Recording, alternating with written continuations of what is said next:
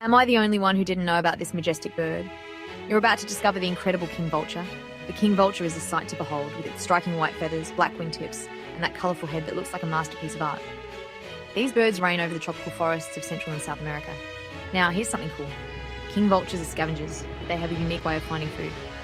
They rely on their exceptional sense of smell to locate carrion from miles away. And guess what? They often let smaller vultures do the dirty work of tearing open carcasses before they swoop in for the feast. King vultures are also known for their peaceful nature.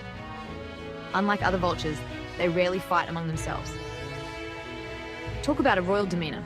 Their role in the ecosystem is absolutely crucial. By cleaning up dead animals, they help prevent the spread of diseases. So next time you see a vulture, remember, they're nature's cleanup crew. Fun fact, in Mayan culture, the king vulture was considered a messenger between humans and gods. How's that for a majestic status? So, bird lovers, next time you're exploring the jungles, keep an eye out for these incredible birds. The king vulture, truly the king of the skies. Like and subscribe for more amazing bird facts. See you next time.